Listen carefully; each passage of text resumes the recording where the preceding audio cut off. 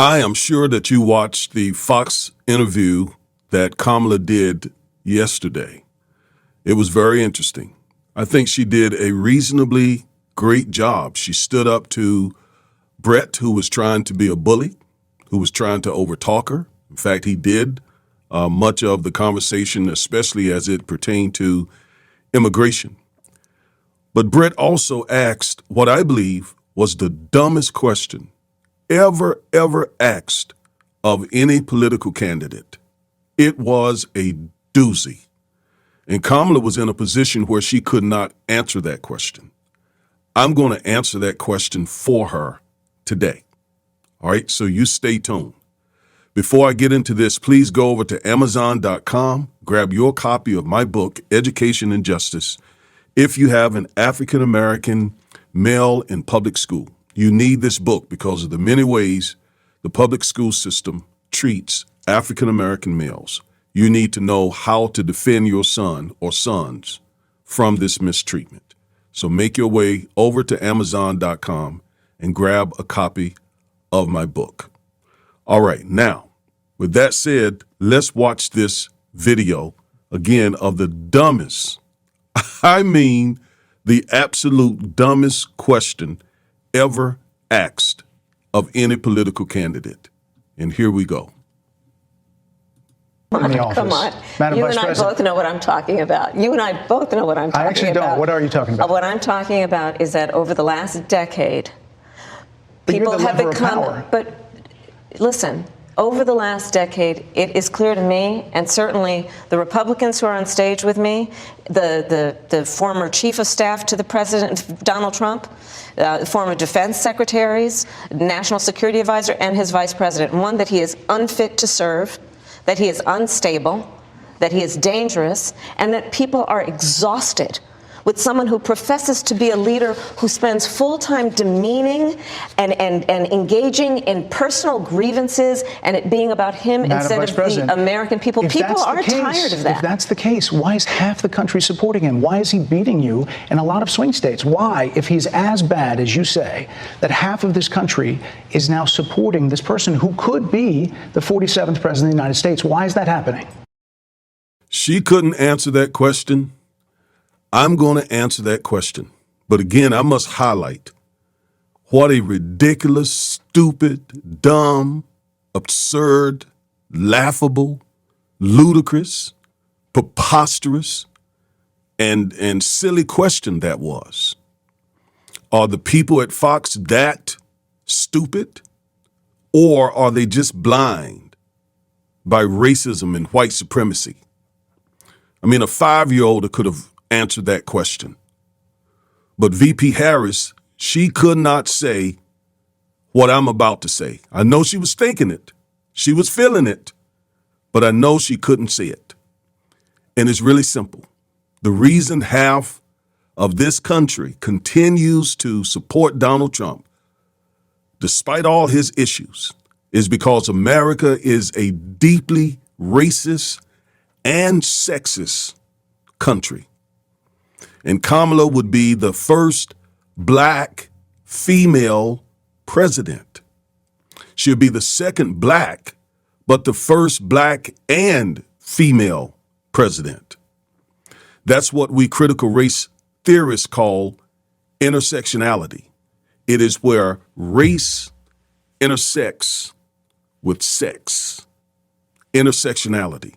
They deny it, but it's there, and we see it in real time by virtue of the fact that half of this country support Donald Trump, despite all his many issues. It is proof that intersectionality is a real thing. See, this is why white and black conservatives attack critical race theory. If you read Project 2025 or Agenda 47, they talk about making sure there's no critical race theory in public schools because they don't want school children to know that this is a real thing. They try to hide what America is all about. So they try to whitewash history and get rid of the truth, the facts. America has been a white male hegemony And that just simply means that America has been a white, male-dominated country. And Kamala, obviously, she would be a diametrically different president, both in terms of race, being a black Asian woman, and because she's female. That hits at the heart of this white supremacist, white male-dominated country. I mean, for 400 years, white supremacy has subjugated African American people. Indeed, to be truthful, white supremacy has subjugated the world. I mean, literally. So let me take this time to define what white supremacy is.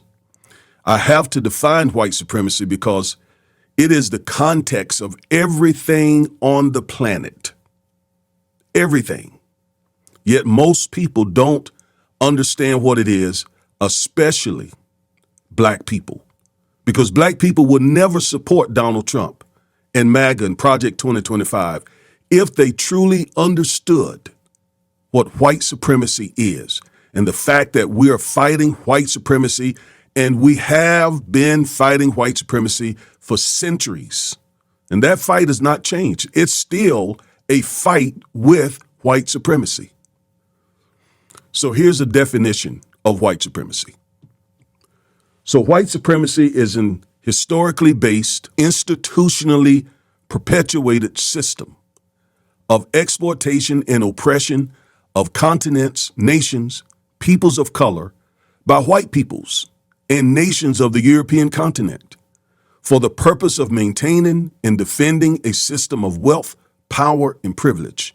This is the best definition I have ever heard of white supremacy, and this was created by a white organization. So again, let's unpack it a little bit. White supremacy is an historically based, so there is a history of white supremacy. It didn't just happen. It's an institutionally perpetrated system. So when you talk about white supremacy, you got to talk about institutions and a system. Institutions and a system, which means that you can't get focused on individuals, although individuals run the system. You got to know that it is a system perpetuated through institutions. And what is it about? It's about exploitation and oppression. Exploiting black people and their resources, namely the continent of Africa, sub-Saharan Africa, to be specific, and exploiting and oppressing African Americans through enslavement. Right? And it's not just people, but continents. We're talking about the fact that white supremacy has basically exploited all the continents at least where people of color live, and nations in those continents, and again, people of color, for the primary purpose of maintaining and defending a system of wealth, power, and privilege that benefit white people. Now, you need to meditate on that definition because that is the context of the world order, quite frankly. You see, let me give you an example. So if you're in the ocean, your main concern would be the sharks in the ocean, right? Well, suppose the ocean itself is contaminated with toxins. Well, that would be a killer that you don't even see, that you don't even recognize. And if anybody told you that the ocean was filled with that toxin, you wouldn't believe them because you couldn't see it.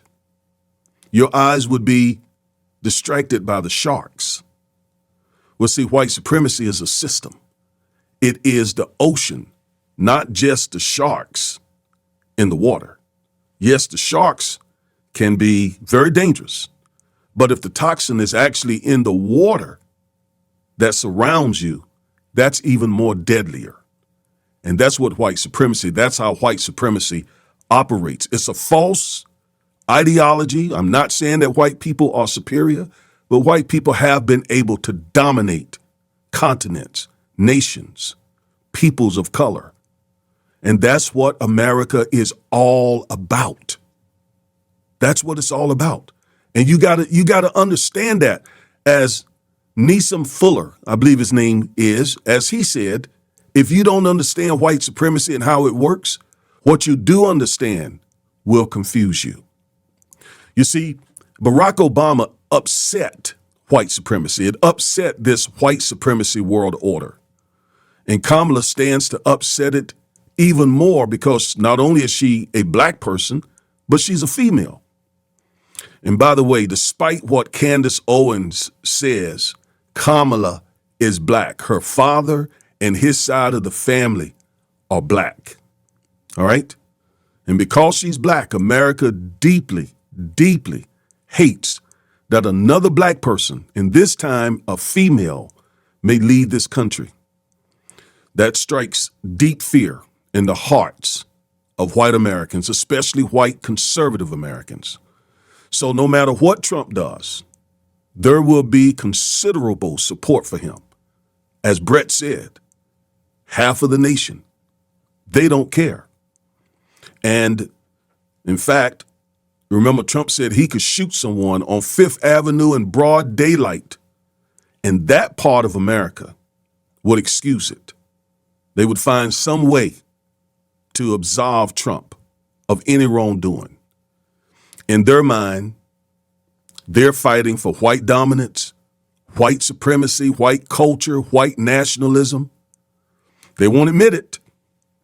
Instead, they talk about the economy. You know, when they talk about opposing Kamala, they say it's about the economy. It's about inflation.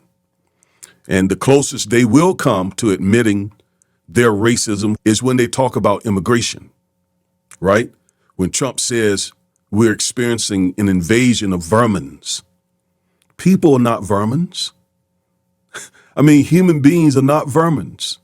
That is a racist, overtly racist statement. And that these so-called vermins are contaminating the lifeblood of America, as if white blood, and that's what he's talking about, is superior blood, pure blood, has no contaminants in it. But people of color, when they come into this country, they contaminate the lifeblood of America. Well, of course, natives and many Mexicans could say the Europeans were really the invasion, right? Anyway, when Trump refers to immigrants as vermins, that's straight up Nazi fascist talk. And by the way, he feels and believes the same about African Americans. He believes we're filthy vermins too. We can tell from his 50, 60-year history of white supremacy.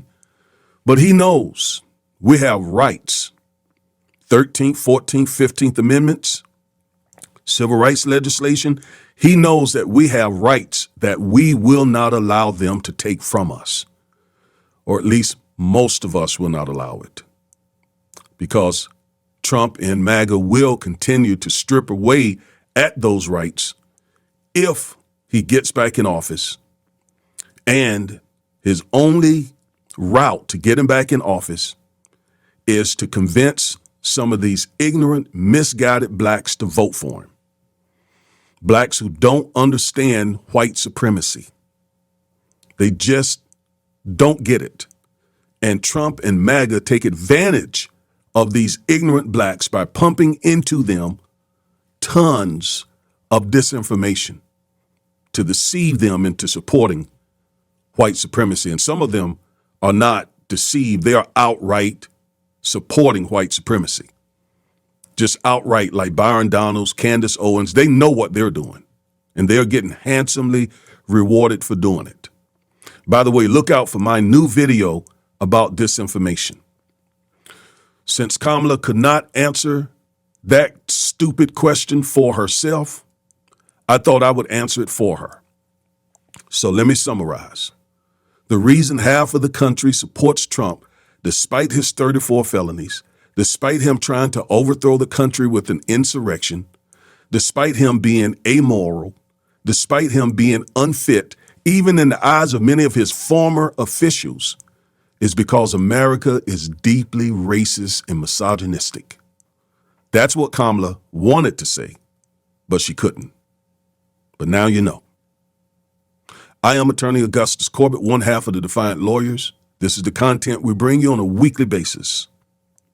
Thank you for watching, and until the next time, peace.